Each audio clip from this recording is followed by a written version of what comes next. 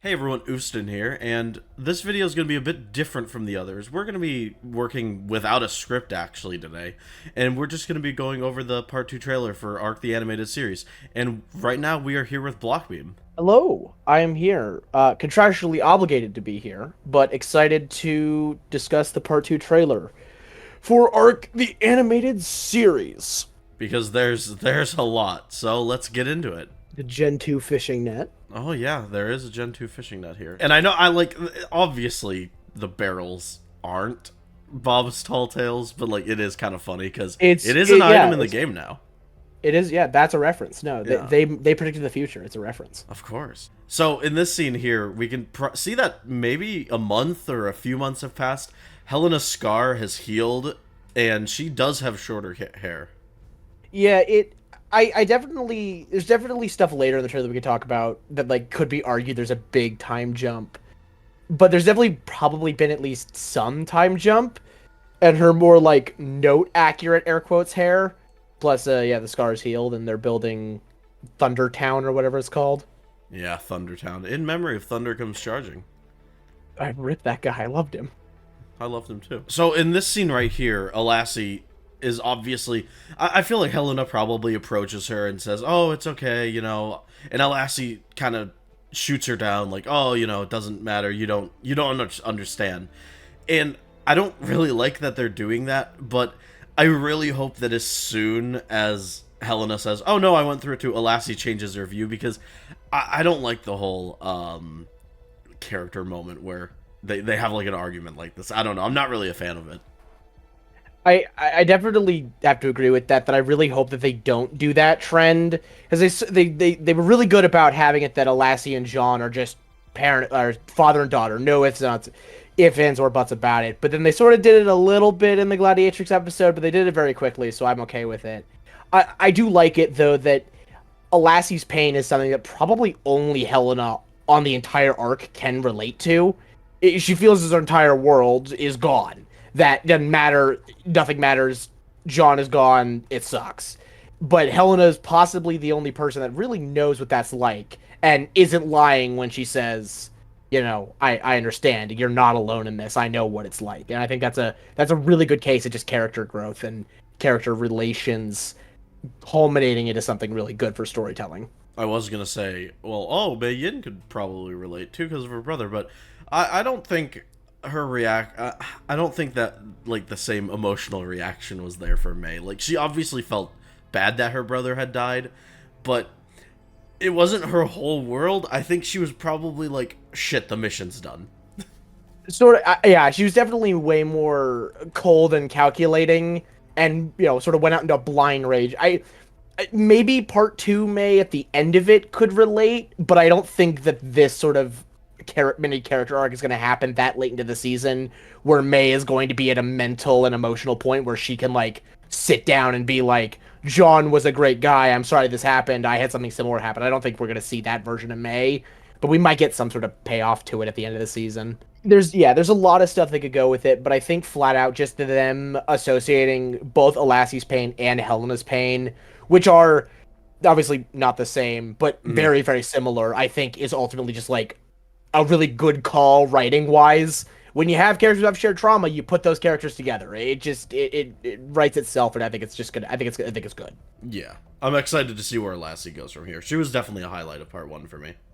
Yeah, same. Why is she covered in mud? I'm not putting this in the video, but why is she covered in mud? She fell. She's like running. She like ran away. Oh, wait, actually. Yeah, because she's like in the rain. She's like standing up there. She probably like ran away and like she probably ran away in anger or something. Yeah. Okay, that's interesting. Put that in the video, coward.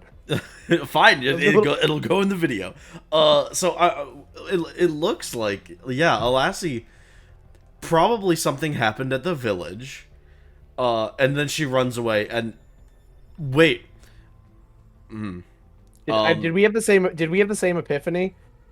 Because like the scene right after this, it's Helena and Henry together. Are they tracking down Alassi?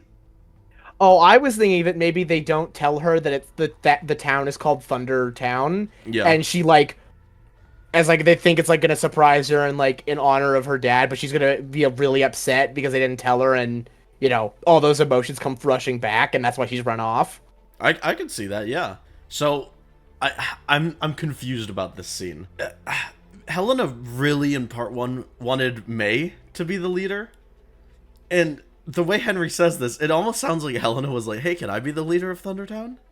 Yeah, and I also find this is like a side thing. I find it weird that Henry says that they're two different species.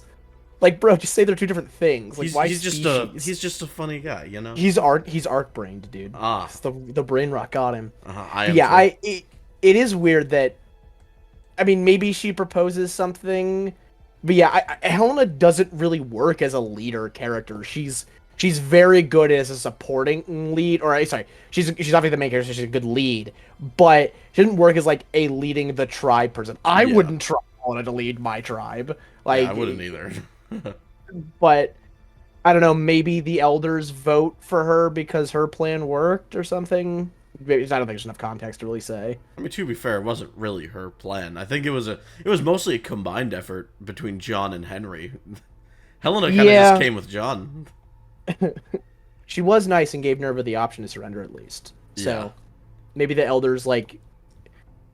I was trying to think if there's like an item in ARK that you could hear from long distance. Maybe maybe Helena had a radio, but that doesn't exist anymore. So I don't know. Oh yeah, even though this game is actually based on ASE, No, it couldn't be. that is a strong knife. Yeah, I mean, maybe the flak helmet was on like one durability. Could be. But also, that is something. So, another group of mine, I was showing them the ARK show, and they were talking about like the flak armor, especially, and like how easy the flak soldiers were being killed, and we decided that like it's probably the same case of how stormtroopers in Star Wars work, where the armor literally does nothing, but it's there for intimidation. Nerva probably builds those armors so thin and not durable at all, so that he can mass produce them in hopes that like, oh, you'll see the flak armor running up and you'll be like, oh shit. that's actually like kind of a goated theory because later in the trailer, a lot of the new Legion members have like different armor. Mhm. It's like bulkier, more like traditional armor. I mean, flak is something you just sort of give to your foot soldiers that don't expect them to live at all. That's actually kind of smart. Nerva has just a bunch of stormtroopers under his control. So Snake Boy. yeah, there's snakes here, and the baby Spinos, I'll admit They look a little weird. They do look very weird. I like the way they look, but they don't really look like Spinos. Something I noticed that I think like could just be an animation thing or something, but the Titanoboas open like have their frills really open, and they're like really bright colors, and it's sort of a thing to do where you have snakes like able to hypnotize people in media. Yeah. So maybe the Titanoboas, despite having boa in the name, like maybe they could attempt to manipulate or not manipulate. They attempt to manipulate. They attempt to hypnotize them with those bright colors, but like it doesn't work because they're humans. Yeah. But a little interesting tidbit I noticed. That could be cool, because I gotta say, Titanoboas, they look fantastic in the show already. Yeah, they look really good. The patterns on their back is like just from the game, but it looks so good. They look clean. I have a pretty big problem with the way I don't like the way they look in the game, honestly. The frills are weird, but like they work in the show for sure. Yeah, Titanoboas need some love pretty badly in the game, but in the show, these guys look really cool. Yeah. And I just noticed this. They're actually boas. They're in the trees. They're not on the floor because boas sit in trees. I just noticed that. Oh my god, you're right. There's obviously in a swamp still, which I think is fine. Or at least on the outskirts of the swamp. Yeah, it looks sort of like on the outskirts a little bit, but yeah, no, they come. At least the blue one comes from the tree like an actual boa would. Yeah. Oh my god. So now I'm thinking about it though. What's up with the baby Spinos? Like, why did Helena and Henry just find like them in the wild with their dead parent and decided to take them? Maybe because I think that I could be wrong, But I think that is a part of the reason that we don't have part two already, because I remember I can't remember where, but I remember seeing something that, like, we were gonna get it earlier than like 6 months from Yeah. when part one was released. I think ASA kind of did change up things, and maybe they did some minor changes to like make it flow better. This could, and this is like a super big stretch, but it could be that they just find these baby Spinos and take them. It could be that the parents are gone. It could just be that, like, maybe Helena was writing a dossier on the Spino and it just appeared and they took the wild babies in as just like a cool little reference. I don't know. It could be anything that they just find these little goobers. Yeah, because again, I don't want to criticize, because I literally know nothing about how TV shows development works, but it is kind of crazy how we were supposed to get part one and part two last year, and Yeah. part two still isn't being done animated. Like, I'm sure they thought that it was going to be easier, but it ended up being like, oh shit, no. Yeah, I don't know. I really can't say because I don't think rewrites have happened. I don't think there's been any like reshoots, rewrites, rethings, any sort of like things that are usually signs of like stuff going bad. Well, we know that no reshoots or rewrites have actually happened because Lassie's actress, Devery Jacobs, she did an interview, and she said that all of her lines were recorded in 2021. Yeah, so I don't know. Maybe they just wanted more time to sort of, because from the limited stuff I know about TV technology, TV shows, post production usually just means they're doing the finishing touches. Like animation is probably done, but if I had to guess what they're doing, they're probably trying to condense it all into like episode, sort of find the lines where they want to do that and run times. Because I think, didn't Jeremy say that each episode is right now like 40 plus minutes? He might have said that. I, I know for a fact he said like part two is way longer than part one. So yeah, I think that right now what they're probably doing is they're probably trying to like find the balance of like where they want to do, because post production is generally just like touching up, fixing mistakes, that sort of stuff. Like And I guess that Bob's could involve implant. animation. Bob's, yeah, exactly, like Bob's implant. So this is obviously part of the same episode. And because Henry doesn't really do much in part one, but something about him, I really like Henry, and it kind of disappointed me that he got like no focus. So either him and Helena just get like a solo adventure that builds up his character, and we learn a lot about him, maybe even some flashbacks for him. But it would be kind of nice, instead of just like a one-off episode, he just becomes more prevalent in the entirety of part two. Yeah, I would love to see more of Henry. I love Jeffrey Wright. I think he's awesome. And so when I heard he was in the show, I was excited, and then I was sort of disappointed we really didn't get much of Henry, because he isn't really a character in part one. He's sort of just there, like he's an engineer. He's the We know foil for May. Yeah, he almost kills her. And like we know that he's an engineer from the Revolutionary War. Yeah, And it's like they never say they that, don't though, talk in about part that. one. They never. You have to look at the posters they released like 4 years ago Yeah, to know that he's an engineer and that he's from the American Revolution. But I am interested in what led to Henry being an engineer and a black man during that era. Like, was his life really difficult during the Revolutionary War? Is the reason he invents is like he wasn't a fighter, but he like helped make war machines or something? Not that the Americans used war machines during the Revolutionary War, but what did he do? I'd love to know how his life was before the ARK. yeah. He's a character that I want to see the backstory for, especially. I think there's some characters we definitely don't need to see, and we're going to get into him later, but Core, I think I'm really going to like Core. I don't think we need to see a backstory for Core, especially because we know that he's from a time before human history. Well, I don't think I knew that, actually. Yeah, no, Core is, I don't think he's a Neanderthal, but I think he's pretty damn close. Wait a second. I cannot believe it, dude. We're actually going to the Extinction Desert Dome. That's crazy that we're getting Extinction in part two. Bob beat all the arcs before anybody else. That's just how powerful he is. But in all seriousness, Jerboas don't spawn on extinction, so yeah, no, that theory gets canceled out. How awesome would it be if we didn't put that in, like, we're joking, and somebody was like, but Jerboas don't spawn on extinction, and, like, our entire theory crumbles. That'd be awesome. If someone pointed that out in the comments, I would probably just be like, hey, you want to be a mod on my Twitch? You're awesome.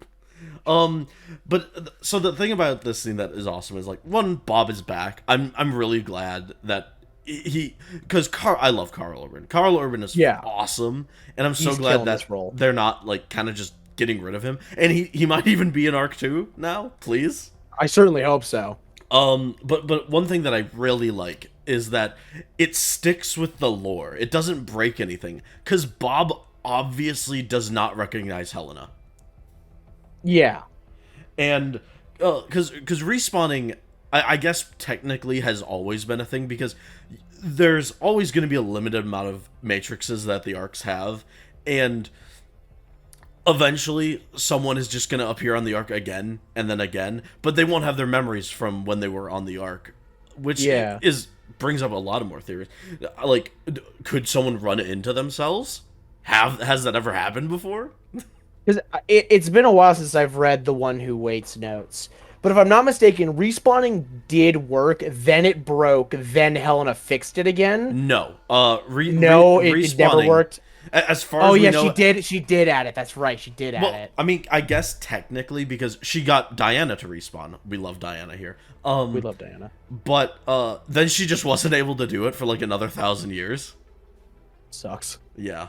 Honestly, Helena should have, like, I don't know, maybe Mei Yin should have ascended instead. Mei could have done better.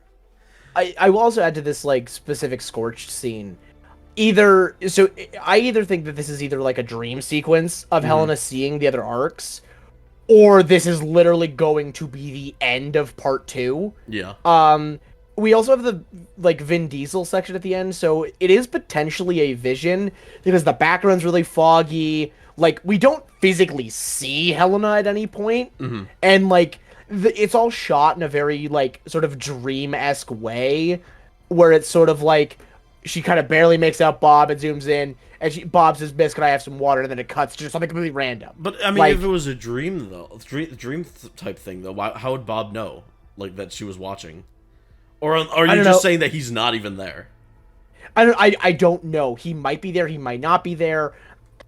It's definitely something that I'm not totally convinced that this is, like, actually just Scorched Earth. Like, it obviously is Scorched Earth. I'm not convinced Helena is in this scene, I guess is what I'm trying to say. I'm not convinced that she's actually, like, present in this scene, but I don't know. It could just be, because the way she also says it is really odd, because, like, that voice, it's, like, not concerned that she's standing in the desert, like, very calm almost. Yeah. I see where you're coming from, for sure, yeah. Unless, like, her saying that, like, isn't a finished line, or maybe it's referring to something else, because a lot of times when you make a trailer, you'll use voice lines, like, in the wrong spot. Yeah, you'll cut things to make it fit better. Yeah. But it's awesome that we are going to see Scorched, even if I'm pretty certain that it's going to be, like, we're going to see it and then the season will end. Yeah, I don't think we're getting a Scorched episode. It'd be cool if it would be an ultimate plot twist if, I guess, like, is it 13 or 14 episodes we said we were getting? 13. It'd be cool if episode 12 is the conclusion and episode 1 is, or episode 13 is the Scorched Earth episode. The one Scorched Earth episode, because Scorched Earth sucks, and I don't want it to get more time than it needs. That's true. We hate Scorched Earth. We hate ARK, actually. This has all been one massive ruse. Yeah, I'm actually a Rust player. I want Rust the animated series. Ew. I'm sorry. Look. You know, Rust. Out of anything, like, you could have picked Terraria or, like, Subnautica, but you went with Rust. I could have also said Valheim. Look. Valheim doesn't have enough content to make a show about. I mean, it has overwhelmingly positive reviews on Steam, so it's undeserving of them. Is it? Oh, let's not. I don't want to anger any Valheim fans that might want to. Then I'll quickly say that the last time I played it, it, like, had, like, 10 hours of content. I will say, though, if any Rust fans are watching, I don't like you. Anyway, let's continue. Anyway. So, yeah, Mei Yin is, like, not doing well at all. She was obviously thinking about her brother during that entire time and being like, well, I didn't go save him, so I'm not gonna get saved. And then she comes to consciousness and Helena's there. It's definitely interesting that she would almost be sort of angry as like a projecting thing. Like Helena sacrificed the mission nearly. They didn't kill Nerva. They didn't stop the New Legion. They didn't kill anybody of like cool importance. And in fact, the good guys lost more people than the New Legion did. So it technically, in Mayon's eyes, at least the old Mayon, would have been a definitive loss. Yeah. But Mayon, like, realizing, wait, they did this whole thing to save me, would definitely bring up some emotions about her and her brother. What happened is scary. They got it. They got him. They got him. Nice guy, too. But it's interesting, because when I first saw this scene, because Core's like, welcome Helena to our home, I'm assuming that he's sending these little, like, white Argents out as, like, messenger birds to let them, like, to let Thundertown know, like, I'm ready to talk. But Scary is here, so no, that's not what's happening. But it doesn't look like anyone else is, so why is Scary with Core? This is something that I thought that they might have done. I'm not sure if they've actually done it because, you know, it's hard. You can never tell, but it's really common for trailers to cut out like media, cut out things. Yeah. Like Marvel does it all the time. Godzilla, the new Godzilla movie, did it a ton in their trailers. Just a bunch of stuff that like would be there isn't in shots like this. Like shots like this, it is odd that there is literally nothing in the left frame. Yeah. Like, there's just nothing. It's just empty space, which you kind of don't want to do in animation. You don't want to leave empty space. You want to have something useful there. So there potentially even, I mean, like, crazy thing. Could even be Rockwell there, like, or something wild like that. Yeah. Sort of just cut out there. But yeah, I think these are supposed to be, I thought they're supposed to be ichthyes. Because Core lives in, like, a snowy area. Yeah. And he's close to, like, the water. Because he has the ship, and I mean, ichthyes would be sort of near the water. I don't think the ship is his. Oh yeah, it's the captain's. Yeah, and we'll get into my theory about that in a few minutes or whenever we see that scene. I don't actually know how far away we are from it. I think it's pretty close. But I don't know. They just look a lot more like baby Argents, and they're white, and we know that his Argent is white too. Maybe his Argent fucks canonically or something. Oh yeah. I wonder if Core fucks canonically. Okay, so now Scary is here again, but he has no bandages on, and Lassie's here. And he's like, I don't think that's supposed. If that's, it looks like red paint more than it does blood. I guess it does. I guess it could be blood. I didn't even notice that, like on his neck. No, I didn't notice that until right now either. But like, yeah, maybe this is like. Maybe Scary managed in like sort of similar to like Wutsue, where Scary managed to drag them to Core's because I don't know, Scary's the goat and he just knows that Core's a good dude or something. Yeah, I don't know. Interesting. He's a parasaur. He's got that supersonic sense. Oh yeah, he's got the sonar. He could find Core. That's right. Because they're allies. They're like Mayan and Core were allies before, so unless they went into the alliance manager and broke off the alliance, like you'd think it would still be around. Yeah. I don't know if Parasaurs can detect it. I think they detect alliance things as enemies still. Oh, so maybe. I don't know. I gotta say, like, Core and Monkey, I'm really gonna like these characters. Oh yeah, I am excited for Core, and there's a scene later that like I just definitively was like, okay, I'm gonna like this character. It's the next scene.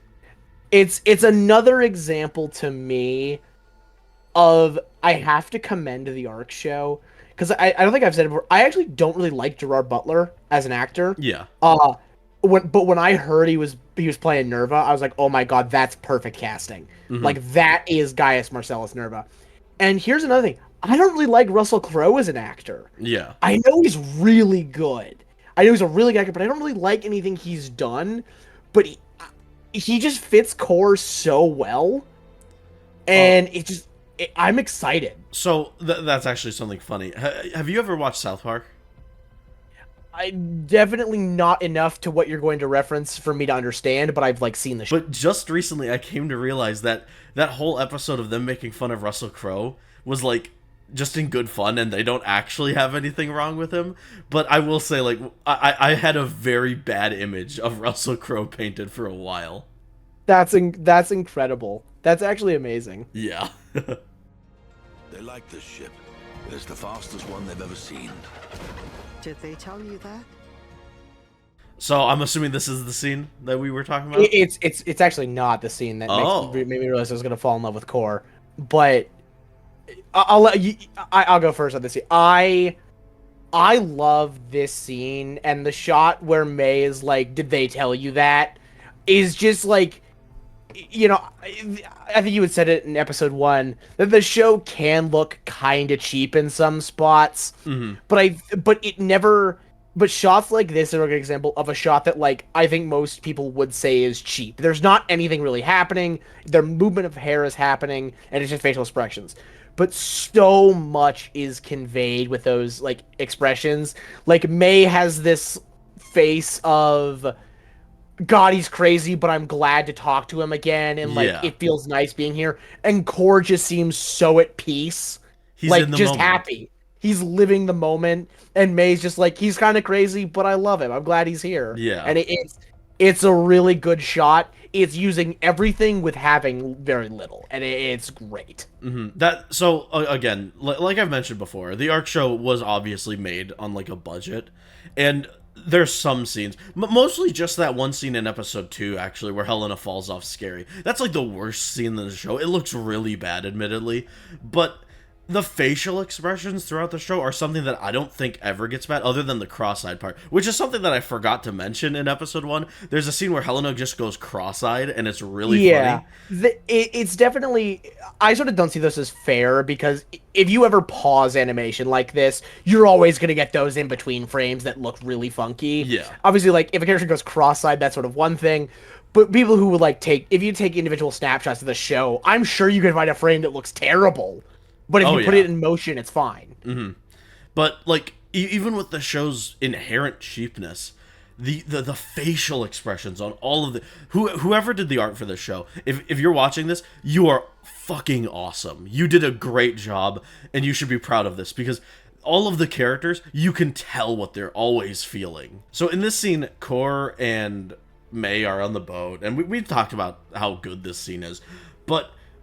we do know, we haven't seen the character yet, and he doesn't even show up in the trailer at all, but we know there's a character called the Captain, and I think that this boat is his, but to go even deeper, I think the Captain is going to be the tribe leader of the Painted Sharks. I was literally going to say that I really hope that it is the Painted Sharks, because that'd be an awesome note reference. And this is a personal thing, the Captain is voiced by Alan Tudyk, who is, like, in everything. Yeah. And I like Alan Tudyk a lot. He's got a very iconic voice, and I don't know if I've ever heard him in, like, a kooky pirate voice, so I kind of hope he's this character, like, I think it'd be really fun and a cool idea if Core surrounds himself with like-minded individuals who are kind of, like, off their rocker but are good people. Yeah. Because I can't remember if it was an old marketing thing, but I swear that at one point Core was called the Mad Prophet. I don't know if I'm talking out of my ass here, but I swear I saw somewhere that he was once called the Mad Prophet instead of just the Prophet. I gotta say, that doesn't ring any bells for me, but who knows? Maybe you saw something that I didn't. Yeah, it's... I would love to see if, like, the Captain's sort of a loosey-goosey character as well, because Core definitely is someone that I think would be a little loosey-goosey, but is just a good person deep down. Yeah. So what do we think about this awesome-looking black armor? I don't know what it is, but Mayan in dark armor just feels right. Yeah. I also just realized this. She covers up a bruise with her armor. She does. She's still bruised. So this is probably very early on still. So maybe then it's not... Because, I mean... Obviously, like, when Rockwell leaves the cell, the two guards, like, beat her. Yeah. And she tears one of their ears off. But, like, I don't know, I'm not a doctor, but I can't imagine beatings like those heal over the span of, like, a week. So I think there is a slight time jump, but I don't think it's going to be, like, a massive one. There's no way it's been a year. I think it's at most it's been a week. Because even when we see May earlier in the trailer, she is like much better looking Yeah. than she was at the end of part 1. Mm-hmm. So I think there's definitely been some time. And I just been noticing, what is that painting in the background? What is it? What is that? It's a bit blurry. It's definitely something from China though. Yeah, I don't know why. And I guess if there's any Monster Hunter fans watching, I thought it was a Toby Kadachi, like unironically, just like, oh my god, why is there a Toby Kadachi there? I was like, no, but that's ARK. I don't know, probably just like maybe it's the Megalani that saved her because it's very lizard-like in appearance. Maybe that's sweet. That's sweet of May to commemorate the John Megalania. They should make Megalanias good in game. Just saying. They should do that. Mommy is back.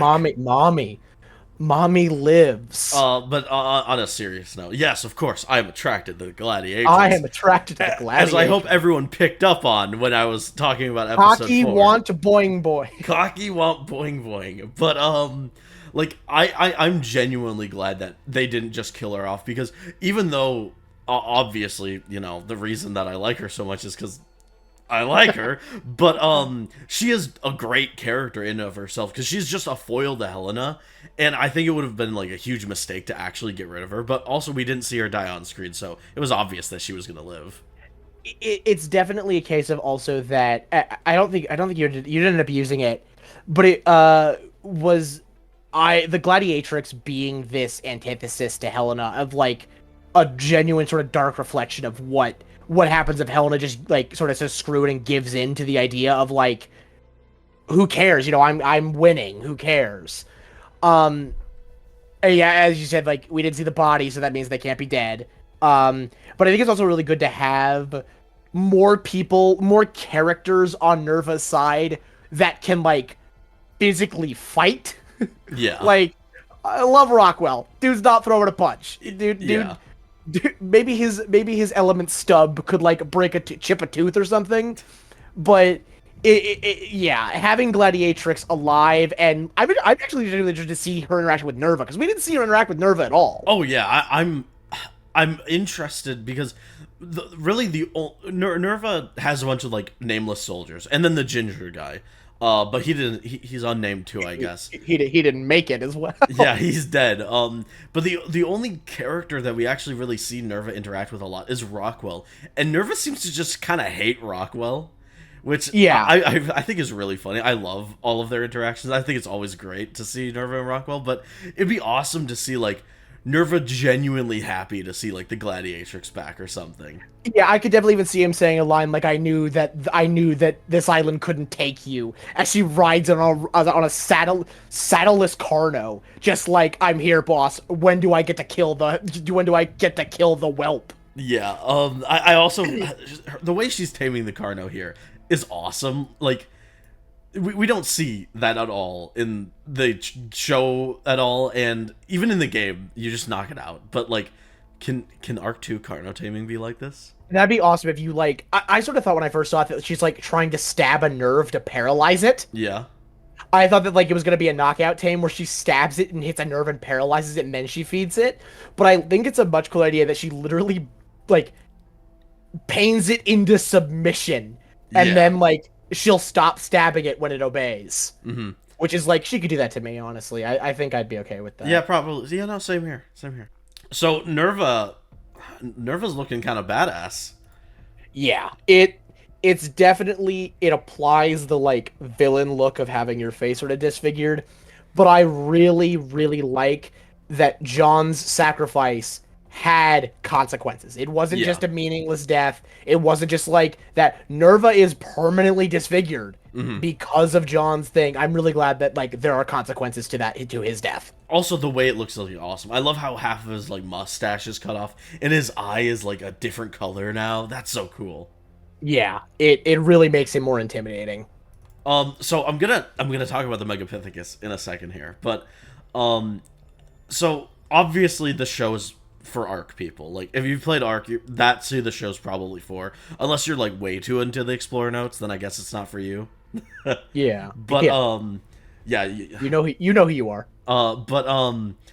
I think the scene is really funny, the way that they frame this in the trailer, because I really hope there's someone who stumbled upon the ARK show on Paramount Plus and watched and was like, wow, I enjoyed that. And then they see the Part 2 trailer, and they see scarred Nerva, and then they immediately see the Megapithecus also having the same type of scar, and they immediately go to, is Nerva gonna turn into a monkey? That would... I didn't even cross that mind, because, yeah, I mean, I'm an ARK guy, so I don't have the... I gotta show this show to someone who has never played the games and has no idea what it's about and see what they say. How many people do you know that you could do that to? Not many. Yeah, the friends that I have that aren't into ARK most of them have already seen the show by now because I am persistent. But the Megapithecus looks great here. Yeah, I think the scar just being cut off and organically like fading away is a little weird, but it's the ultimate life form. So I think it's okay to have it look a little weird. Yeah. We also, we don't really know everyone that's gonna be here, but we see Helena, of course, because she, says, "Oh shit." But we see Core and a lassie. It looks like. So I wonder if May's even gonna be here. I would imagine you would bring the person who soloed the Broodmother with you to solo the monkey, but that's more of just like a me thing, I think. Yeah. Also, he gets to do his rock throw move. He throws the rock. That's got to be a reference to the game? Sure. No, it couldn't be.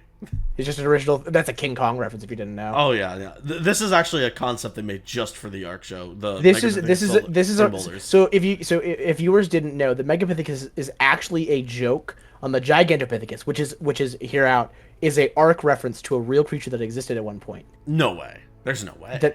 And we have ancestors called gorillas that are similar. I don't think they're related, but if you ever seen the gorilla, it's like a Megapithecus is like a gorilla, but like really big. That's and crazy. White.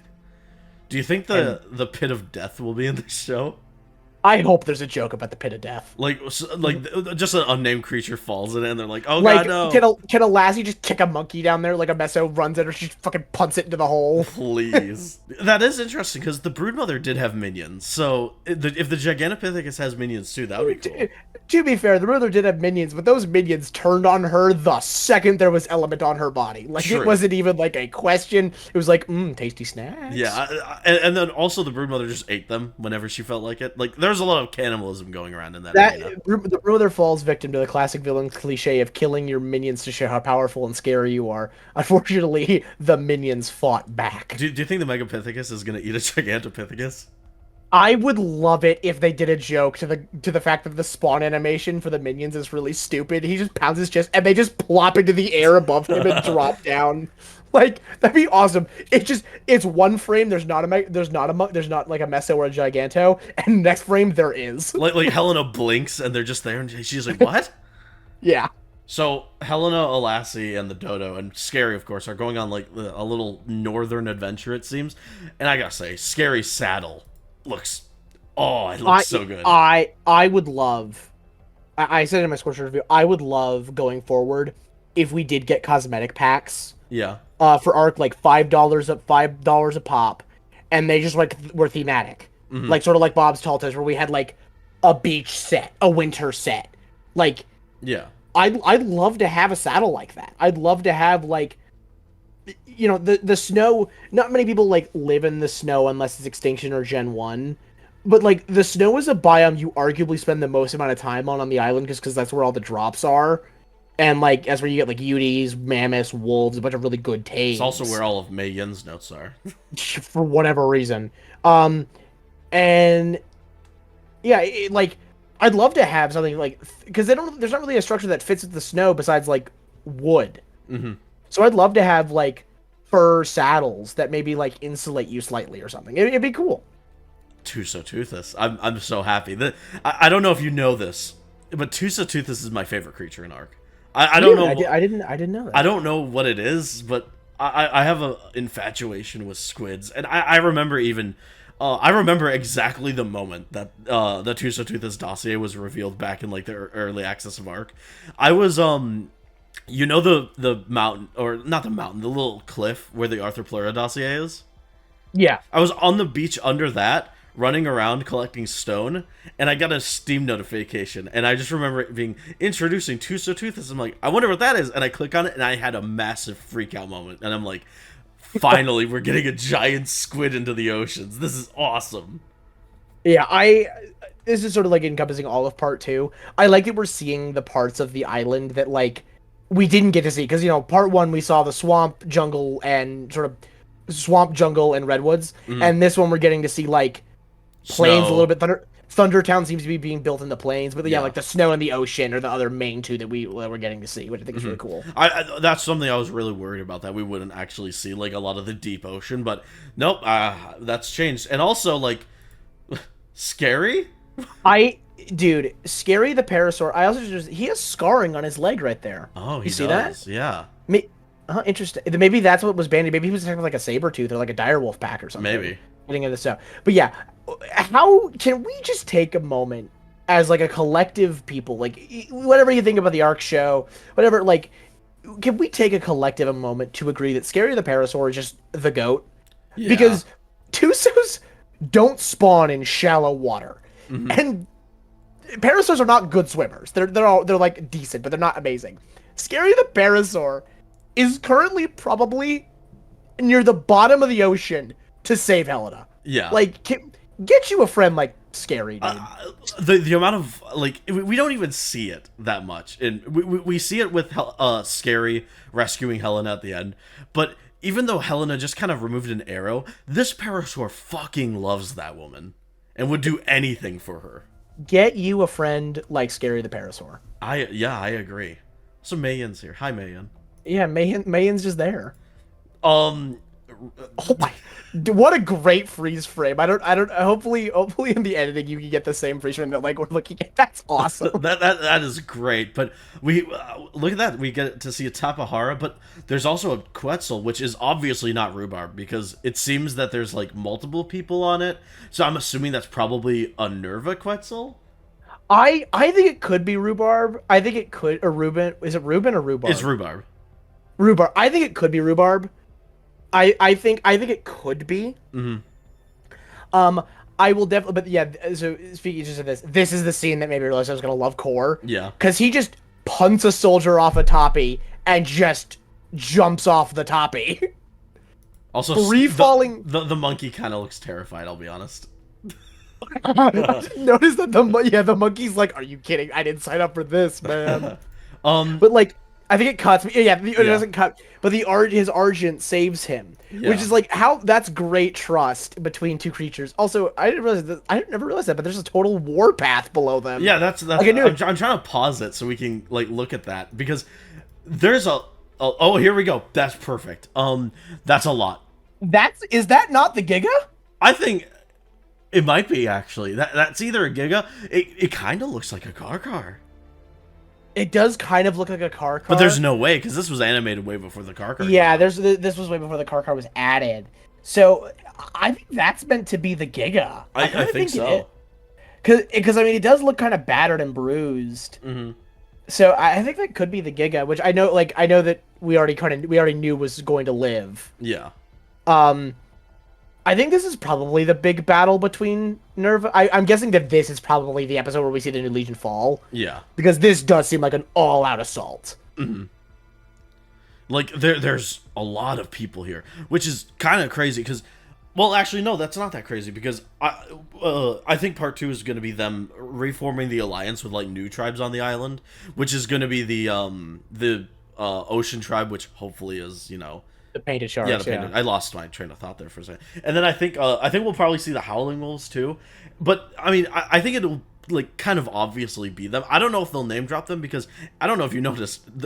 While it's obviously the New Legion, they were never called the New Legion. Yeah, they're never called the New Legion. So I love this trailer. I really do. This is a very well made trailer, and it's way better than the first animated series trailer we got. Like.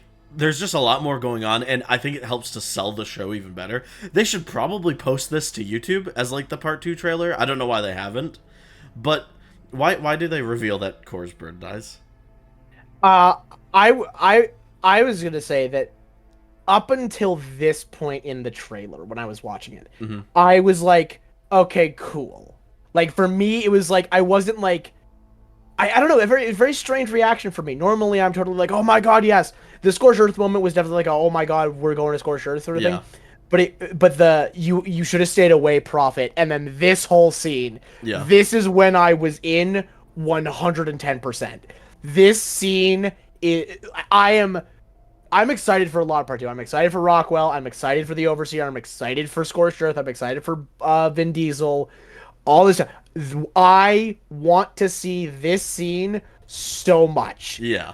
Nerva's like playful, like, you should have stayed away, dude. And Core's I will end you is incredible. And like, I mean, the shot that comes next is a total trailer shot. I don't care. Beat me to death with the rule of cool, dude. Okay, so before we talk about how fucking awesome this shot is, I think you and I just noticed the exact same thing. They're all like, everyone is stunned, like, oh my god.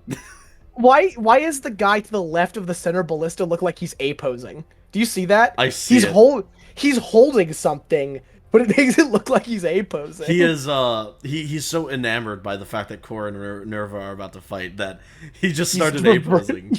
He's reverted to his basic instincts. Yeah, it's a trailer shot, but it is cool. How do you feel about this shot? Yes, yes, and more yes. Also, Nerva's gonna punch that monkey. Dude, that monkey's getting sent. Also, Core is winning this. Nerva is going in for a punch. Core has more muscle mass than Nerva, and he is bringing both of his fists down upon that man's head. I told you, man, the playful should have stayed away, and oh my god, Core's reaction is, I'm going to kill you. Also, the volcano's erupting, which, yes, is very cool for the scene too, but like, what does that mean? That's a Genesis 1 reference, if you didn't know. I thought it was a Ragnarok reference. Gen 1. It's actually a Pompeii reference. Oh, that's crazy. It goes hard. It's an Ash Baby reference. I love Ash Baby. So Helena has the tech bow here. So just for any viewers at home who might not know, the tech bow is a techgram locked behind level 115 and exclusively on Genesis Part 2.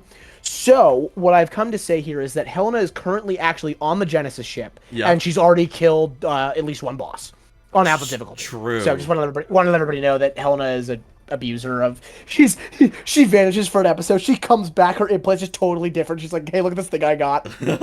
Yeah, I did the entire Extinction and Genesis saga in that time that I was gone. I hope you guys don't mind. Told the King Tide to knock that shit off before I get mad. The ARK's actually landed. I don't know if you guys notice. We can leave at any time. We're not held here anymore. So the tech elevator in the fucking ocean. Yes. And if I can please you got this. I believe in you. There we go. I want to add this. I want to keep this part because I think it is funny. But just so viewers don't understand, we have the trailer streaming in Discord right now, and we're just talking about it. I'm sure in editing it will be like proper. So there's been a few times where we've had to keep talking to stall so we can get the right. Because I am an idiot, and for some reason I cannot pause correctly. So yeah, we you know, just funny things. We work with what we have. You know, this is what comes with the fact that we decided that we were going to do this without a script, which I think makes this video a lot more interesting. I think it would be a lot shorter and a lot less entertaining if we kind of just did the same thing that we did for the episodes. I'm enjoying, you know, I think this is going to be a very fun video. I actually hate you. Oh. I'm leaving. Oh, good. In this shot, though, we can see that Helena, Core, Henry, Monkey, May, and Lassie are all in the tech elevator, but also Scary's there. Don't forget Scary. Scary is there. But I want to, because I'll be honest, I have no fucking clue what's going on. No, this is definitely a shot where I am, because my best guess is that there's literally a tech tribe just living under the ocean as like it's not our fucking problem. Yeah. What's happening up top. And maybe like Rockwell finds them or something. And like then like they realize they probably need to like do something because it's a little later, but the New Legion does have tech, and I don't think Rockwell's gonna willingly give up the tech rifle. Well, so I that's something that I think is that there are 3 bosses on the island, and the New Legion tech, we do see the tech sword in the hands of 2 different people, but we never see 2 tech swords in the same shot, so I think it is just one. And maybe I do think that while we don't see it, I do think Nerva is going to kill the dragon. I think the New Legion should kill the dragon as well. Anyway, I think it's interesting that there is this, because obviously this has to lead somewhere. And I guess it potentially could be something of the ARK. Yeah. It could just be like, maybe this is like the Megapithecus arena. Maybe something wild like that, where like this potentially could be a system of the ARK. But I think it is interesting if there is actually a full-on tech tribe that just sort of like maybe they're the ones who spread the rumor that if you beat the Overseer, you go home because they know that you don't go home. And maybe they'll realize that here, maybe? I don't know. It's definitely a lot of questions, but like a lot of what I would love it if it's a secret tech society that literally like, maybe they ran out of element. Maybe that their tech items don't work besides the default stuff. And so they're living basically trapped under the ocean. Yeah. And in a way that's like, well, this is better for us because nobody knows we exist. There's a lot of stuff it could be. There's a lot of stuff it could be. Again, excellent trailer. It's bringing up questions, which is what I think a trailer should do. I do think we get spoiled on a few things that we probably shouldn't have, but it definitely does raise questions, which I think is the most important part of a trailer. So this scene right here is really interesting because there's people in the background cheering. Megan is competing in like a blood sport against these aloes. Yes. Also, I don't know if it is a reference. It probably isn't, but it like she goes for the Achilles heel. Yeah. It's probably not a reference. Probably just like a little like, I mean, that's the part you'd attack on a dinosaur who's trying to kill you. But I know, so I was like, oh, that might be a fun little joke that they do. Yeah. Mommy. Which look at the glow up, dude. Do you think this is probably also during the part where the giant battle is waging on in the background? I would imagine so. I'd imagine that it's Nerva and Core versus Helena and Gladiatrix. Yeah. I like her new design a lot. I like that she's wearing like full proper armor. I like that she's I always like when characters get like redesigns or like sort of new costumes where they combine elements of both of them, because she's still wearing the bandana for when she like early in the trailer. Which she didn't wear in her eye. Yeah, like she might have even lost an eye. She might even be one-eyed. But I like her new. I like the new armor. I like that she still has her cape. It's very good. I think it would be an excellent moment that Helena doesn't know the Gladiatrix is back, and she's here to do something. I don't actually know what Helena will be doing in this scene, but I think it would be awesome for her to almost be succeeding in what she's trying to do, and then she just hears behind you, "Hello, little killer," and you see like Helena's face like drop, like, "Oh no." Yeah, it like total just oh shit. Oh my god, Helena looks fucking awesome. First of all, thank you, because I seriously started to lose my mind at the fact that Helena keeps going into these combat situations wearing no armor. So she's finally wearing armor. But a detail that I find interesting is that her hands are covered in blood. Yep. And she's holding a blade. By the blade, not like the handle. She's literally holding a like she broke. Oh. You just had the epiphany that I was gonna say. Wait, no, you say first. We've done this like twice already in this video. We've said 2 different things both times. Oh, okay. I think she knows about the hidden wrist blade and deliberately baits her into shooting it at her, so then she can use it as a weapon, because maybe she's unarmed. Yeah. And Gladiatrix then pulls out the tech sword. Is like, fine, I'll kill you with a real weapon or something. That's way better than what I thought, because what I was thinking is that Helena had a sword and the Gladiatrix cut it in half with her tech sword. I think Gladiatrix, she's definitely the type of character who would be like, no, I'm gonna kill you meticulously and painfully. Yeah. So she pulls out the wrist blade to, kill her with it, but Helena manages to break it or manages to separate the blade or baits her into shooting it. I mean, that would explain why her hands are so bad. She's grabbing the blade. And then she's like, Gladiator disarms. She's like, fine, I'll use this, and pulls out the tech sword. Yeah. Before we move on to the next scene, which is going to be your spotlight for sure. Yeah. Do you think we're gonna? Do you think the Gladiatrix is gonna be a character that we're gonna get any like sympathy for, or maybe like a sort of like redemption? Not like redemption, but we're gonna feel bad for her, or do you think she is gonna just straight up be evil until she dies? I think it's 50-50 Yeah. because she is. I mean, her name is, but she was a gladiatrix, Mm-hmm. and gladiatrixes were normally slaves, and she just happened to be the one that survived. So I think there's a chance. If I had to guess, the mercy that she will get is a quick death. Like maybe Helena or Mei Yin will understand, like, because Gladiatrix didn't pick this life. Yeah. She didn't pick to be a gladiatrix. She was forced into it, and she just happened to be good at it. And that's sort of why she says in like part 1, she's like, I accept the fact of who I am. Like, she would understand it's just better to be seen as a monster than to pretend you're not one.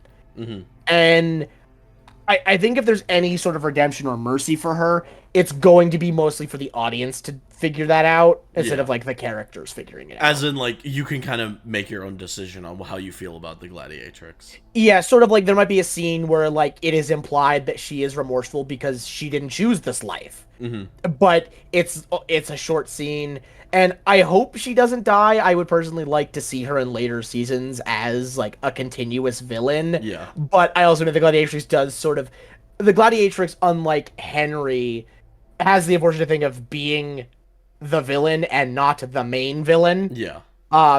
And I think with the limited between the two of them, who I would say like sort of served the same purpose on opposite sides, where Henry is the like supporting new good guy and the Gladiatrix is the supporting bad character. I think Gladiatrix is more interesting because she acts as the mirror to Helena, but I don't think she'll live. I think she will end up dying. Yeah. I don't think she's gonna get redemption. I don't think she's gonna be like a good guy. She might have a moment of like clarity where she realizes she's wrong and then dies. I don't know, but I don't think she's gonna get anything too great, which I am a little upset by. But I understand that there's a lot of characters juggling in place right now, and you got to cut corners someplace. Mm-hmm.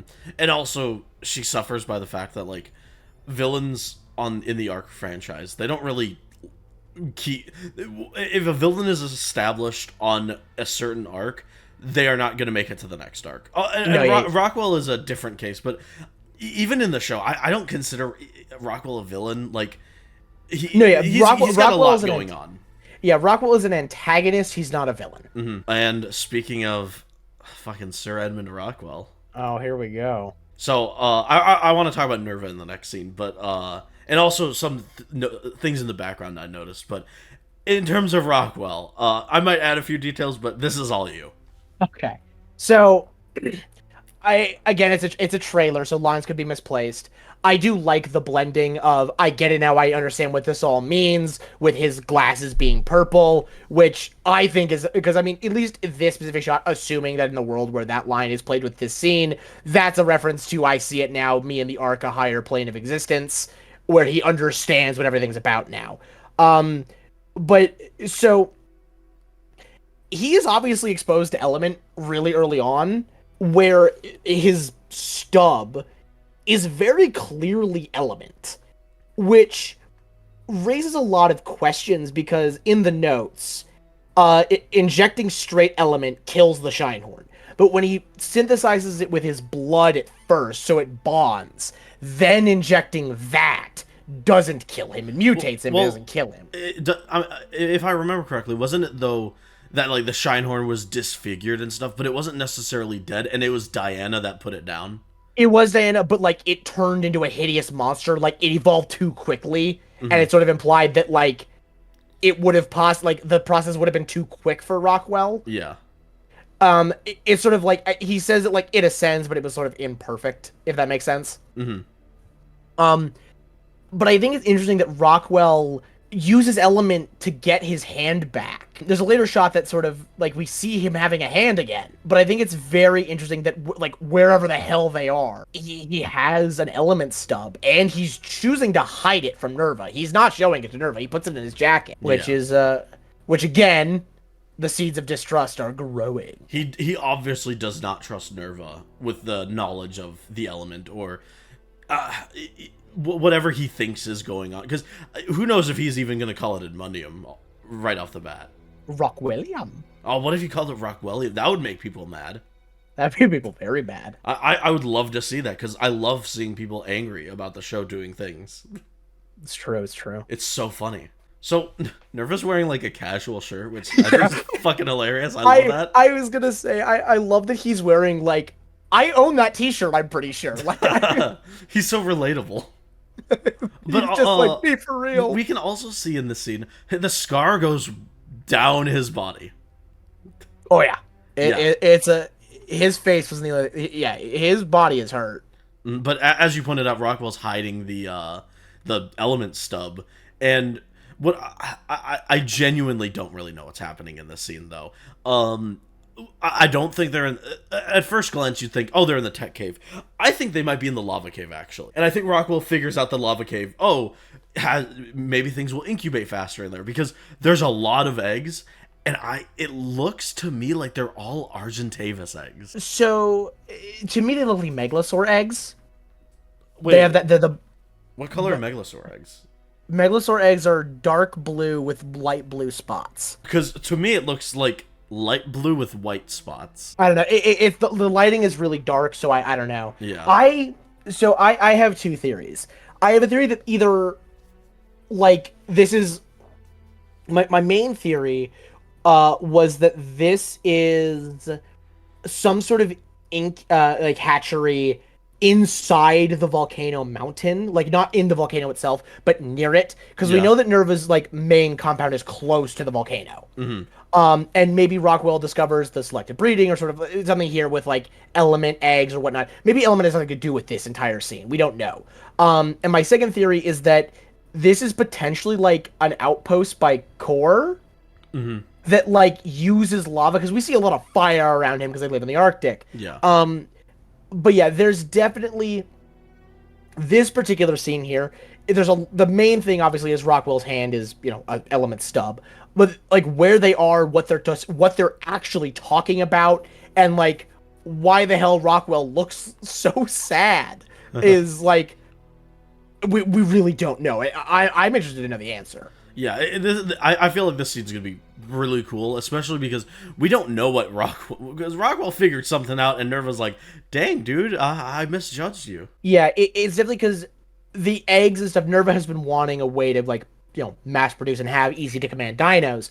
So maybe it's referring to the heat. Maybe it's Rockwell sharing that he discovered element. Maybe it is. You know what? It even could be that maybe Rockwell does tell Nerva about the element hand, and he's like, it can heal us. And so Nerva's like, wait a minute, you just found a thing that can heal my soldiers and me. Yeah. And so maybe even that. It's another case of like the tech elevator where there's so many possible answers, and I'm really interested to see what the actual answer is.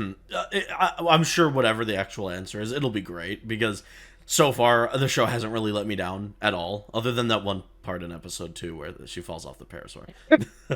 I'm not gonna get over this, man. I'm not letting Jeremy live that down. I wonder if Blockbeam has anything to say about this scene. How do I put this in words? Okay, let's start off before I go crazy. You ever get that feeling in your chest where you don't feel like you're gonna puke, but you feel your chest like rising, and you just can't stop the smile from happening? Yep, every day. Every day. Because I watch this scene every day. This fucking line and the framing every time, dude. Rockwell, the man, has never really had a line that I think defined him perfectly. There's good ones like On to New Frontiers. I like the Rockwell is always ahead of his foes, but not by a mere step. He is miles and miles beyond their reach. And I like but Rockwell the monster has always had one line that fit him perfectly, which is his Gen 2 line, "I deserve more room to evolve." Yeah. That line summarizes Monster Rockwell perfectly. He deserves this. He deserves power. But the line, For what are the laws of nature before the genius of man? summarizes who Rockwell is as a person better than, and I'm saying this officially, better than any fucking Explorer note they have ever written for this character. Yeah. That line, Rockwell views the laws of nature, morality, things that should stop you, nature, questioning anything as roadblocks, as things to be destroyed, forgotten, and left to burn in the face of a genius. And I cannot believe, like, I don't know who the hell they have writing for that line. Give that man every raise, or woman every raise. I don't care. That line is, in my honest to God opinion, besides maybe "What's one more of you crushed beneath the foundation of my better tomorrow," probably the best line Rockwell has ever said. And just to add to this, he is also wearing a very similar attire to thing that the 10th Doctor would wear pretty commonly, which is obviously played by Tennant as well. Yeah. Which is a cool little reference. Before we get to the next part, anything you gotta say? I got a few things to say, actually. I have to say that it's really hard for me to do this because I need to not pollute audio, and my brain keeps trying to quote along with him.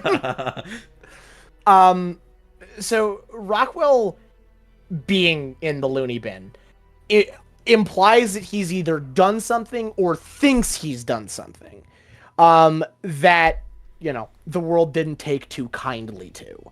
I did it, me alone, I did the impossible. That's a very Rockwell line too, because Rockwell has technically done the impossible, air quotes, by himself numerous times. Yeah. So it fits very well. I think my current theory is that the reason he's screaming this is that he is either attempted to clone or resurrect Charlotte, who I did want to add this. We have not been confirmed that it is his daughter. It very there is I will, donate $10 billion to certain individuals if it is not his daughter. Yeah. But but I think she dies at a young age, maybe to cancer, maybe to some sort of disease that like nobody knows how to cure in the time period. And Rockwell goes crazy because he's a man of science. He can beat the system, but the laws of nature stop him until he stops looking at the laws of nature. And I personally think that Rockwell is actually going to be the one to discover the enigmatic matrix. But because of the time period they're in, and because of, the world that he lives in, they can't do anything with it. But he realizes that technically with this sequence of the DNA, he could clone or resurrect Charlotte. And he goes to the world to say, like, what are the laws of nature before the genius of man? And he's locked away because he's basically advocating the cloning of humans, which in, 1890, that's not really something you should be saying aloud to other people. Also, he looks terrified in this scene. Like, I don't know if I'm going to be able to get... I probably will, hopefully, be able to get this exact shot that we're looking at right now, but, like, something about his face. He is terrified. And maybe it's because he's locked up, but maybe it's also because, like, he discovered something, and he's scared that this discovery that he made is going to be wiped away. Yeah, that he... I think it is a possible... Because one thing is true of Rockwell's character is that he started out with good intentions, just with sort of skewed morals. But Rockwell was a decent person until, being old, living on the ARKs, and living through the stuff that he lived through finally got to him and his ego took over. But Rockwell starts out as a decent person on the island. He starts out as a good person, neutral territory, he's respected. I think that definitely this version of Rockwell, who's clearly gone through some stuff at this point in this shot, would definitely have that moment of like, what if everything I've worked for means nothing? Yeah. What if I'm just forgotten in history?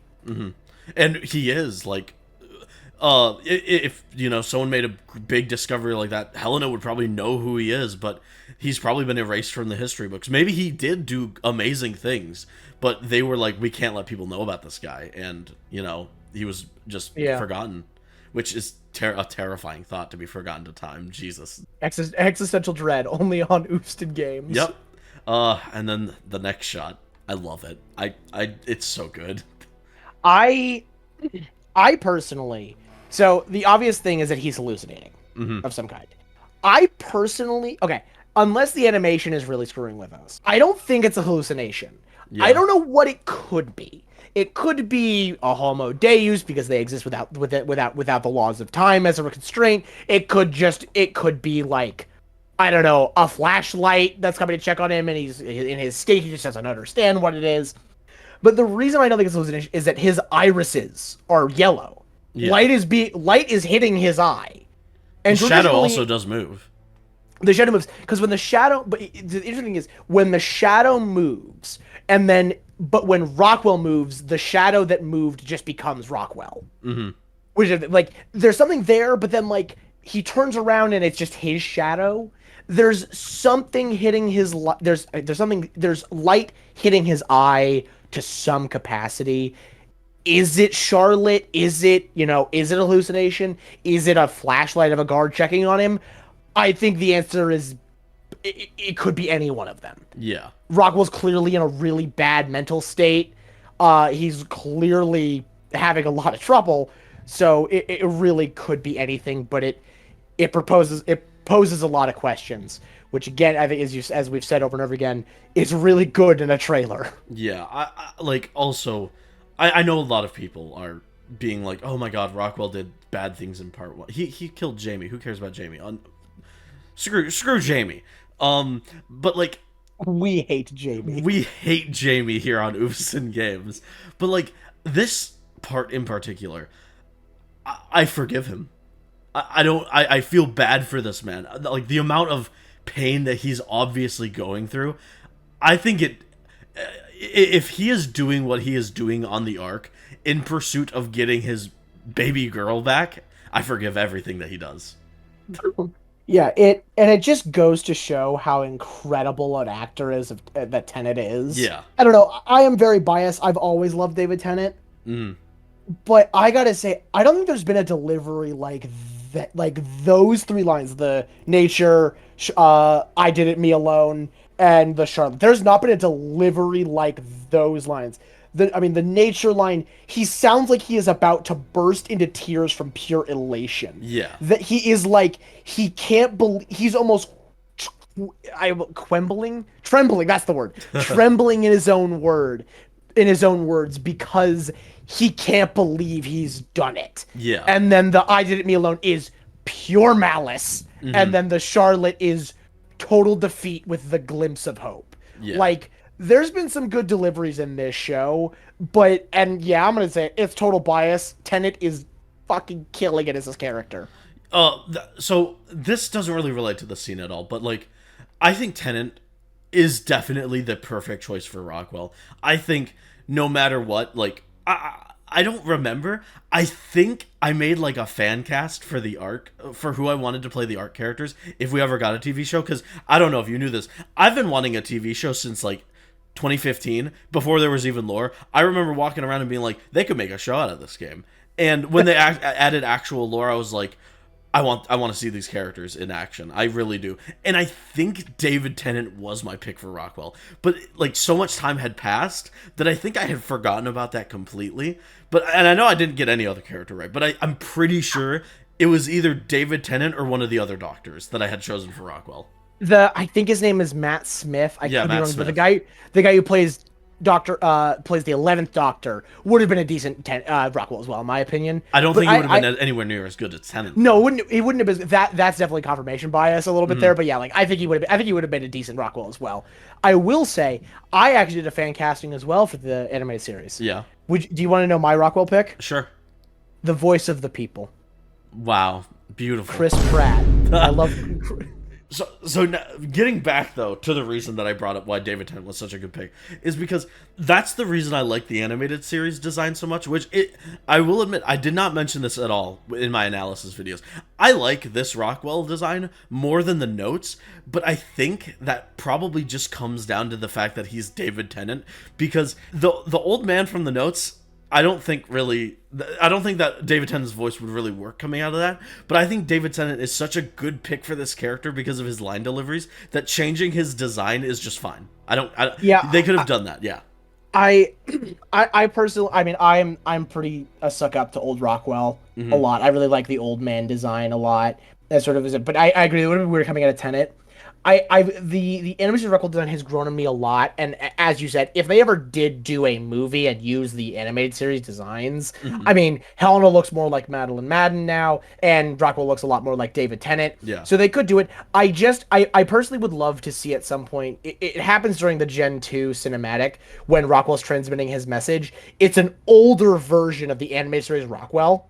Yeah. I don't know. Yeah, I would love to see a combination of their designs because I think that would be perfect. I think Rockwell, maybe even with gray, not white hair. I think seeing this Rockwell with like grayish hair, or maybe even a little bit of a beard, I think would be great. But I admit the animation design has grown on me a lot. I really didn't like it at first. I admit I really was like, it looks really weird.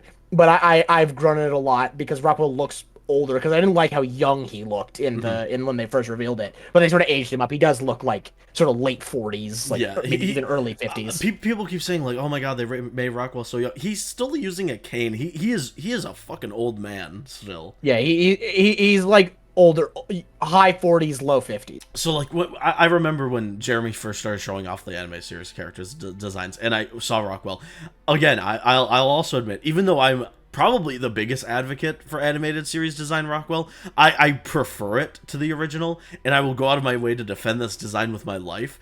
When I saw it, I despise it too. I was like, what the fuck did they do? And then a few hours went by, and I kind of looked at it again. I'm like, okay, maybe I was a little harsh, but I don't think I really ever felt like true like love for the design until the character posters were shown, and he's got his arms over the tech rifle and that like grin on his face, and after that, every time I thought of Rockwell, it was the animated series design. I'm not there yet, but I'm sure I will be eventually. I still think of Note Rockwell. I mean, yeah, we've only seen him like in 3 episodes, and I'm sure he's gonna be in all. He's either gonna be in 50% or like every episode in part 2. I bet. If I had to guess what they're going to do, because he's not in the trailer much, but then again, neither is Nerva. Yeah. If I had to guess, Rockwell will probably get his own episode. Yeah. He'll probably dedicate his own episode. I think he's gonna be in a lot more of the episodes, but I think Rockwell will probably get his own episode. Yeah. Because he does have the least amount of screen time out of any of the main 4 authors. And for you, I will remake the world. I don't know if anyone who's watching this had me added on Discord over the past month, but my profile picture I had actually set to animated series Nerva when he's in the red glow of the like lava area where they're getting the eggs going, and the quote that he says here has been my status for almost that entire time. Right now my profile picture is actually Core, because Core's pretty cool. But this line is great. Like, it's really good.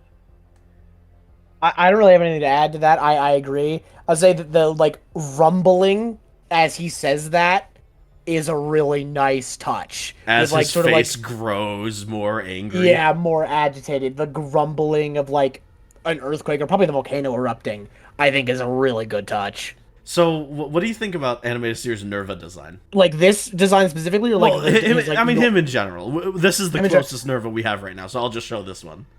I think this design's a little goofy, but that's also because I think the Roman soldier attire is really funny looking. Yeah. But Nerva, like actual Nerva in the show, I love his design. I love that he has that cape made of animal fur. He had like before John fucking smashed it, he had a like skull on his shoulder. He's a very intimidating person, and his new design that we're going to see in part 2, when he says you should stay away, Prophet, is immaculate. I think it's a great design. It has the Pteranodon, which is a reference to the Burning Phoenix's flag in the notes. You mean New Legion? Oh yeah, New Legion. Sorry. Yeah, we're not talking about Timur here. And so I love it. I love his part 1 design, and I really like his part 2 design. Yeah.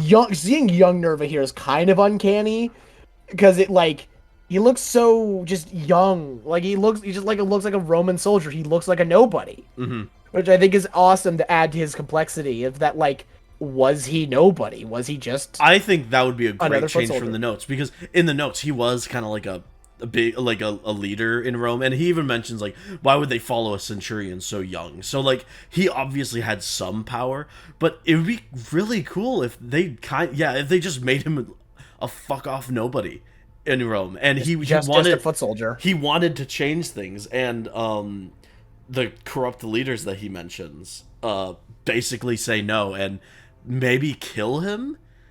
I don't think they're gonna kill his wife, because he seems determined to get back to her. So I don't think she's dead. Well, she's dead by now, obviously, but I don't think he saw her die. No, I don't think so either. Which is also funny because he referenced Cassia a few times in part 1, but we don't see her. No, it looks like in like this scene, like when he's like walking up. This might be her. That could be her. That could be like a general telling him like, you know, oh, you're like fired or something. I don't know. Like you're discharged, or like, oh, we're moving and you're gonna have to leave your wife behind, sort of thing like that. Yeah. And he goes off to die in like a pointless war. I think that could be. I think he's really getting some rather upsetting news in this shot. So it could be. This image was actually shown off to us. Yeah, this was the when Michelle Yeoh won Best Actress. She deserves it. She does. Yeah, she really does. I will say, I've only seen her in 2 things: ARK the animated series and Shang-Chi. She was a nobody to me until the ARK show. So I will admit I love her performance, and that's something that I need to do. I need to go out and see more Michelle Yeoh. Oh yeah, she's incredible. She's incredible. Oh my god, the tech sword from ARK Survival Evolved? That's a Ragnarok reference. It's actually an Extinction reference too. That's true. You earn it for Forest Titan, I believe. It was introduced in Ragnarok, but yeah, you get it for killing the. It was made forest. Okay. Technically, it was made canon then in Extinction. It's a canon item now. Yeah. The tech sword actually looks good in the show. It looks like shit in the game, by the way. It's true.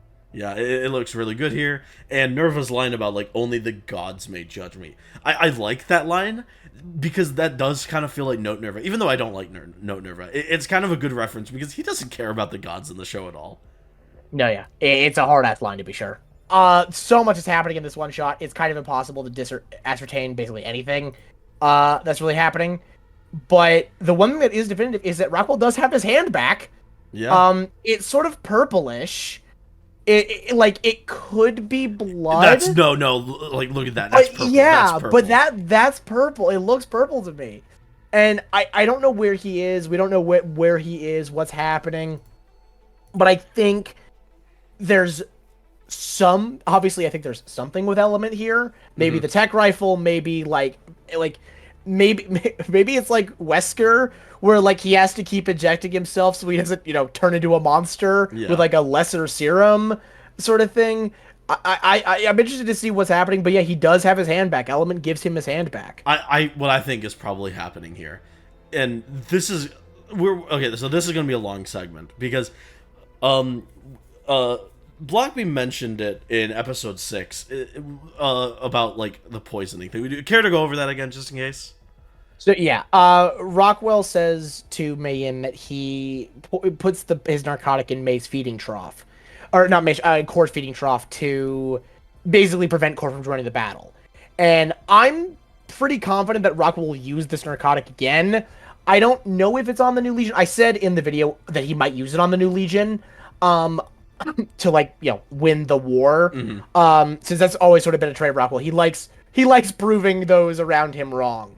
But I definitely think we haven't seen the last of the narcotic. Might be on the New Legion, might not be. But I think that we'll see the narcotic again. That will actually be lethal this time. So I think this scene is going to be what builds to that. I think Rockwell has figured out about the element. I think his hand is back now, and I think this is when Nerva discovers that Rockwell has the tech rifle, and I think Nerva is gonna lay into him that you hid this from me. He might even fucking like beat Rockwell, but I think that's gonna plant it like in Rockwell. Like I need to get rid of Nerva and the New Legion, and I think we're gonna get that scene where heroes are captured. New Legion's having a feast, and Rockwell wipes the floor with all of them.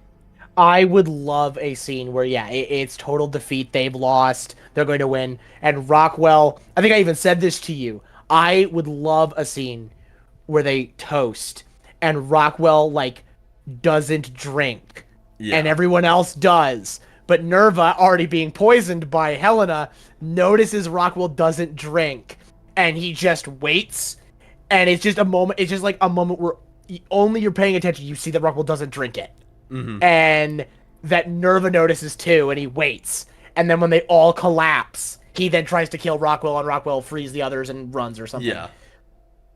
It'd be awesome too if like it's a scene with like no music and they're just kind of staring at each other, and Nerva knows what's about to happen, and Rockwell knows that Nerva figured it out, and maybe even like the other characters that they have captured, maybe like Helena and May are tied up like in the corner of the room or in a cage, and Helena is like, wait, did he just do that? Like, even they pick up on it. Because in the notes, Rockwell says that Nerva is an intellectual, like, equal. That he's intellectually engaging. And it could be a really fun to have a cat and mouse mind game between Rockwell and Nerva. I don't know if the show will do it. I don't know if the show has the balls to make the New Legion fall to Rockwell. I don't think they're going to do it. I'd love if they did, and that's bias. But I would love a scene. I really do want to see a scene of, like, Rockwell and Nerva fighting. But for them, it should be an intellectual battle. Yeah. It should be a moment where Rockwell proves that he is smarter than Nerva and that he outsmarted him. So, I wonder where we are. It could be anywhere, honestly. So that's something that's really funny. Remember when they showed this image off, like, ages ago? Yeah.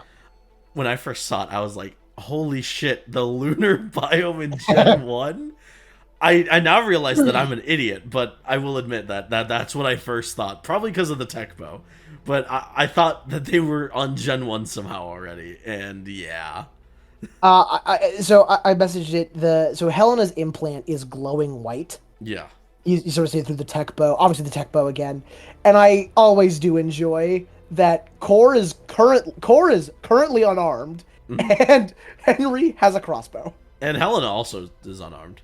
Helena is unarmed as well, but she's also, strangely though, Helena is not wearing armor. Yeah. So, could this be before the big fight? The big New Legion fight? I doubt it. I doubt it as well, but, like, again, I don't know why Helena would not wear, I mean, I guess unless she was destroyed. I guess unless it was destroyed, and I guess if they don't expect it to be a fight, but they brought a bunch of dinos, so clearly they kind of, like, wanted to be prepared, surely. Yeah. What I'm thinking, it might be like a heat of the moment situation where Helena's armor is broken. She can't use it. And Nerva gets away and he escapes into the tech cave. Yeah. And they're like, we have to follow him because they think that they're working with the understanding that once you go in the tech cave, you become God. Yeah. You get to go home. Yeah. I also... So Alassi obviously is the one that ends up with the tech bow, and I really like that because it calls back to when John said that I have a present for you, and Alassi said, "Is it a new bow?" And while it wasn't from John, she does get her new bow, and I really like that. They brought a Gallimimus to this fight. Screw that. At least the galley can attack. They brought 2 baby Spinos and a Diplo.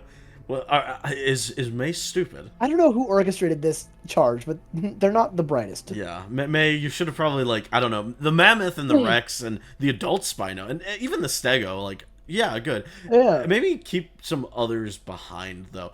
But that's interesting. So there's a lot of humans, too, in the shot. Let me see. Yeah, there's 8, and I counted 8. When I last looked. So we can see Henry. You see my mouse, right? You're not going to see this in the video. Okay. I see Hava's there. Yeah, Hava's in the corner. Why did they bring Hava? Is Hava going to die in this fight? It'd be really funny. The Overseer looks at her. She collapses from a heart attack. She dies. Because, like... so... I hope the show is working with the same logic that we do in the notes, where, like, if you go to the tech cave, you can't go back.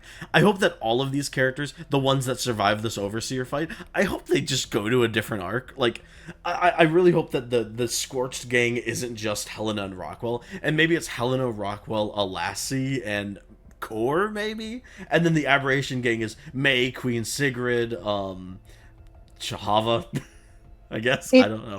It's definitely interesting to me also that, like, you know the meme that's like, what if we went to an uncontacted tribe and did a drone show above them and became their gods? Yeah.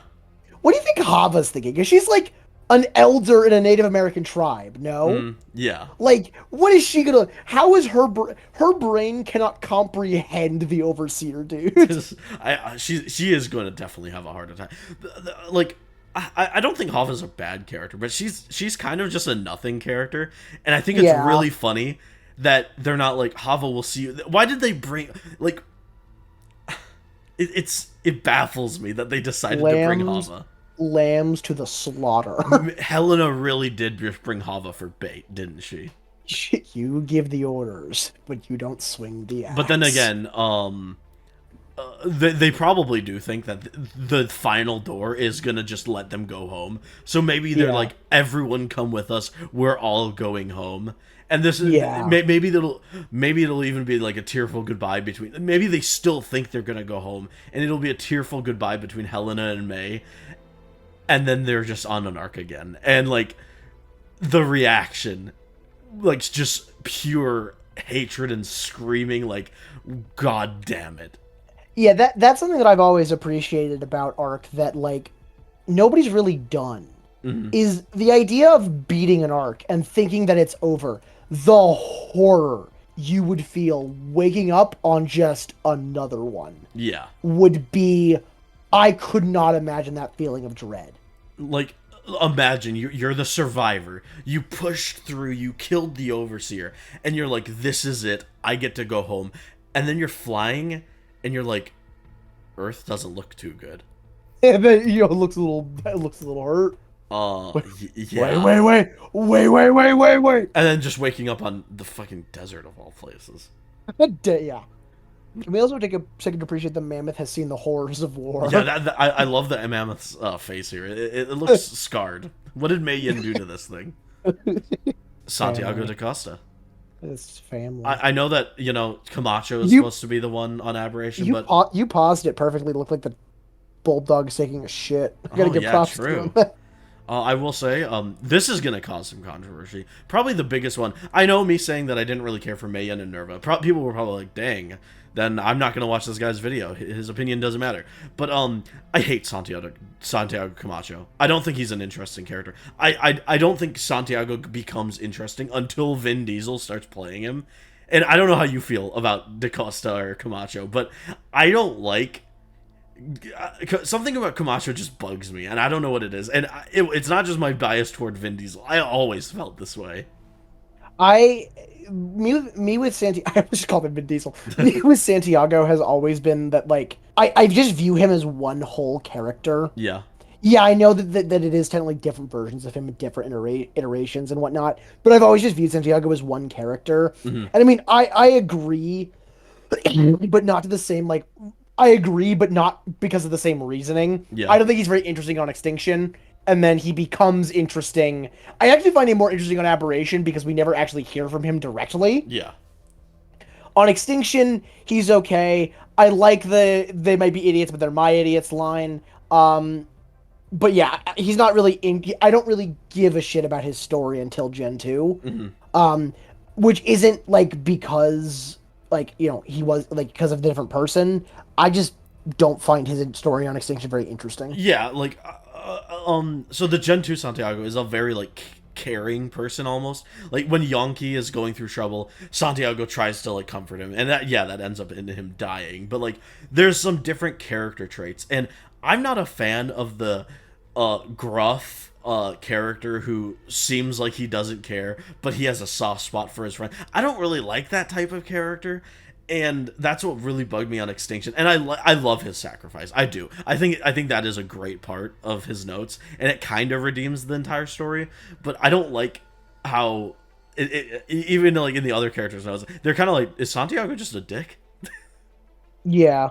But no, his entire Gen 2 story is fascinating to me, and I think it's probably my favorite written, like, Explorer notes that aren't Rockwell or Diana. Yeah, it is very good. And it just happens that he's Vin Diesel now, which is an actor I like. So, but yeah, this is obviously Aberration. Vin Diesel, I did it too. Santiago is charging at something, possibly Mei Yin. Mei Yin might die in this scene.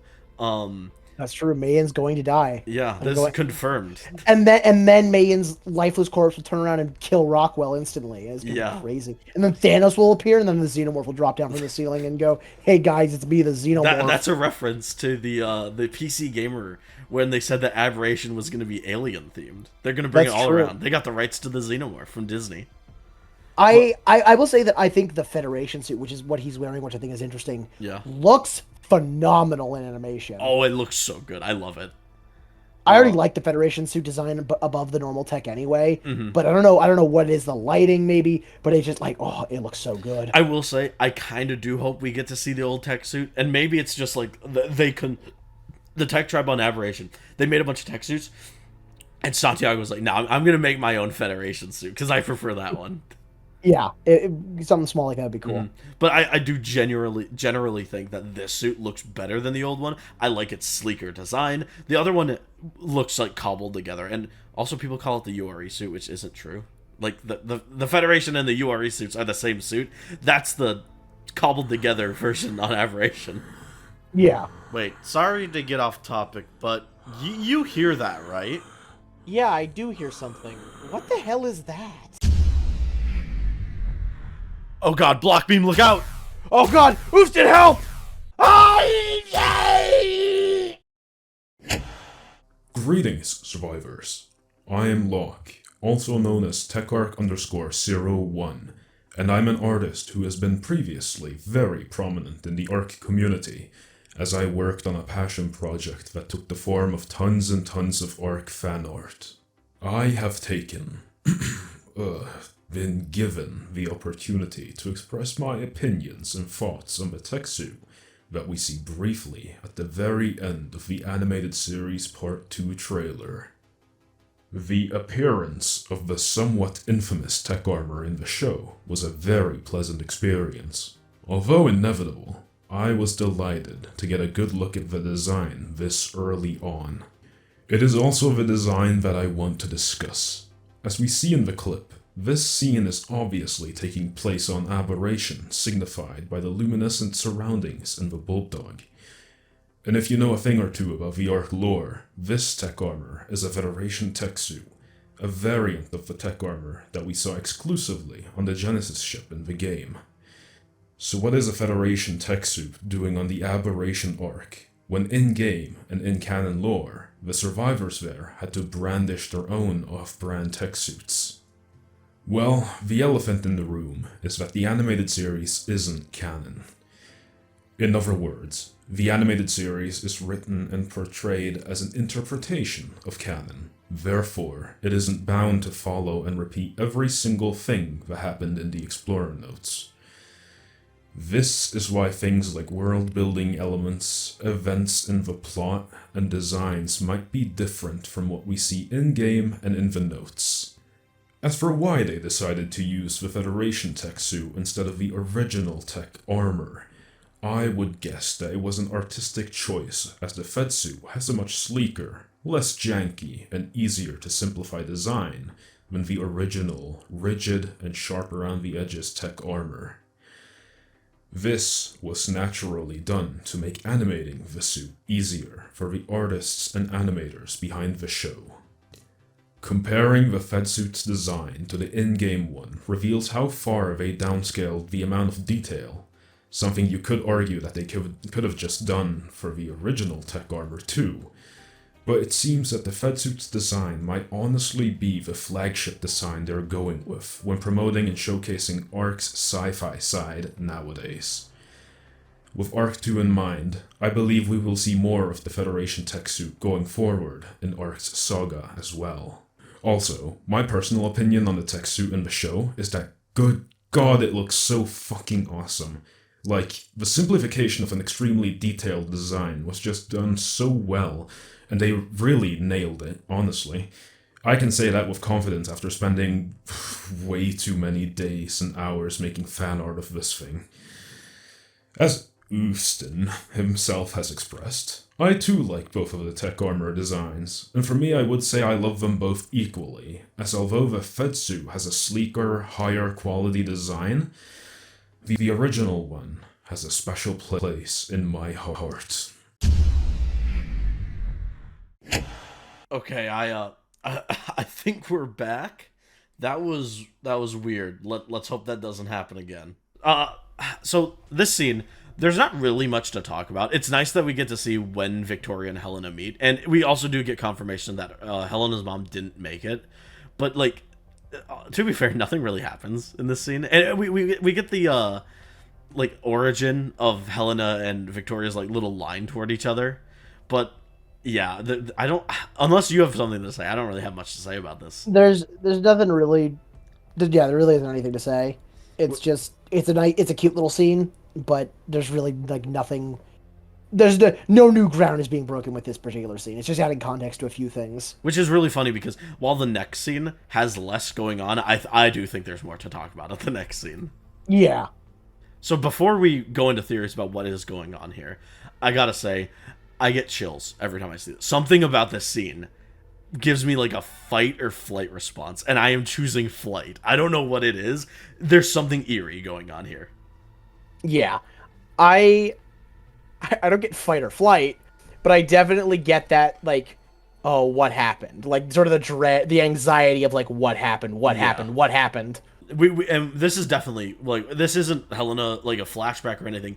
This is probably going to be leading to her ascension, I think. I agree. I think that it is. Not as a Homo Deus, but, like, maybe, No, yeah. like, they'll say their goodbyes, and they'll go to the ARK terminal, and they'll click on something, and then it'll cut to black, and then we'll see this, and then Helena will be on the desert. Because as much as I would love to see them animate the ascension, I don't think they're gonna do it. I think it's also I think it's inherently a better idea animation if it, like, she, like, maybe the music swells and she looks forward, like, tired but ready, and it cuts to black, and then it cuts to super bright because the sun is beaming on her. Like, it'd be a great contrast of just, like, surrounded by darkness and fog and being like, I'm ready to go home, I'm tired. Because she looks miserable in this shot. And then she wakes up, and it's just the brightest sun you've ever seen. And then, like, maybe, like, we get this hopeful, like, Helena's like, finally, I'm going home. And then when she sees that she's... Maybe she'll see the obelisk, and she'll realize that she's just on another arc. And, like, I want to see, like, the most visceral reaction from her. I want tears to start streaming down her face. I want her to scream, only for Bob to, like, interrupt. And then that kind of brings her back, and she's like, wait a second.